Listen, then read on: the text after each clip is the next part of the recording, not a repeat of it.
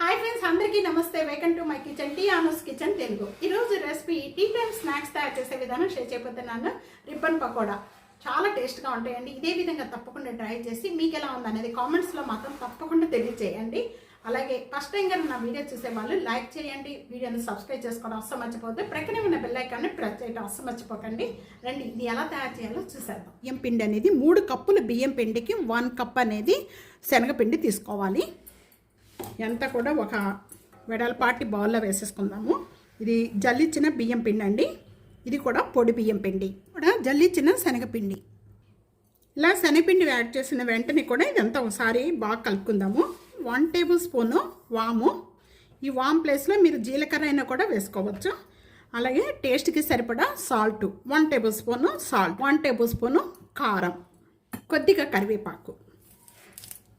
ఇక్కడ ఇవన్నీ యాడ్ చేసుకున్న వెంటనే ముందుగా మనం కలుపుకున్న పిండి అంతా కూడా కొద్దిగా దీంట్లో మిక్సీ జార్లో వేసేసుకొని, ఇది వేస్తే ఒక్కటి వేస్తే మొత్తం నలగదండి. అందుకనే కొద్దిగా బియ్యం కూడా బాగా మెత్తగా చేసుకుందాము. మిక్సీ జార్లో వేసిందంతా కూడా నేను ఇక్కడ స్టెయినర్లో వేసేసి కొద్దిగా జల్లించేస్తున్నానండి. ఇలా జల్లించేయటం వల్ల చక్కగా రిబ్బన్ పకోడా మనకి మంచిగా వస్తుంది. ఇప్పుడు ఇదంతా కూడా ఒకసారి బాగా కలుపుకుందాము. ఈ పిండితో పాటు 1 టేబుల్ స్పూన్ నెయ్యి వేస్తున్నాను. పిండంతా కూడా బాగా కలుపుకుందాము.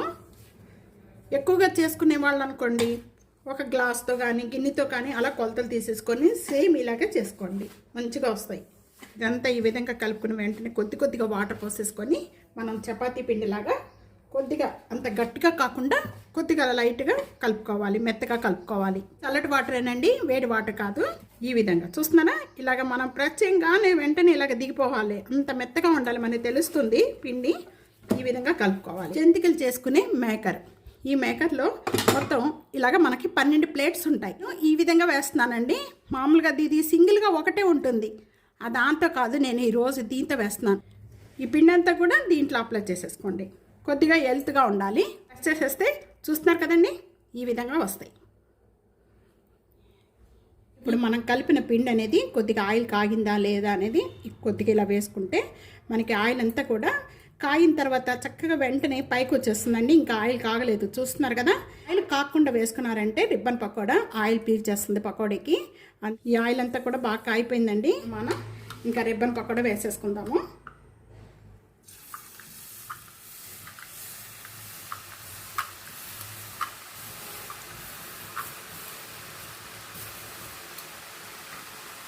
ఇప్పుడు మనం రిబ్బన్ పకోడా వేసుకున్న వెంటనే కూడా ఫ్లేమ్ అనేది మీడియం ఫ్లేమ్లో పెట్టుకోవాలండి.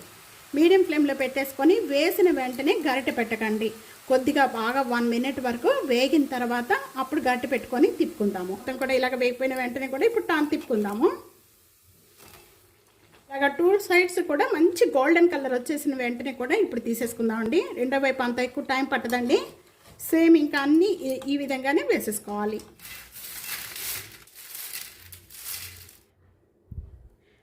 కదా, చాలా టేస్ట్గా ఉండే కరకల్లాడే రిబ్బన్ పకోడా రెడీ అయిపోయిందండి. ఇదే కొలతలతో ఇదే విధంగా తప్పకుండా ట్రై చేయండి. చాలా అంటే చాలా టేస్ట్గా ఉంటాయి. ఇది మనం టీ టైం స్నాక్స్కే కాదండి, మనం సైడ్ డిష్గా కూడా తీసుకోవచ్చు. పులుసులు, సాంబార్లు, రసాలు ఇవన్నీ పెట్టుకునేటప్పుడు మనం ఇవి వేసుకొని కొద్దిగా వేసుకొని తినేసేయండి. అసలుకి ఇంకా ఏం అక్కర్లేదు, అప్పడాలు కానీ వడియాలు కానీ ఏం అక్కర్లేదు, అంత టేస్ట్గా ఉంటుంది. తప్పకుండా లైక్ చేసి కామెంట్ చేసి సబ్స్క్రైబ్ చేసుకోవడం అస్సలు మర్చిపోదు friends. Thank you for watching. Next వీడియోలో మళ్ళీ కలుద్దాం మంచి మంచి వంటకాలతో. అంతవరకు సెలవు, బాయ్.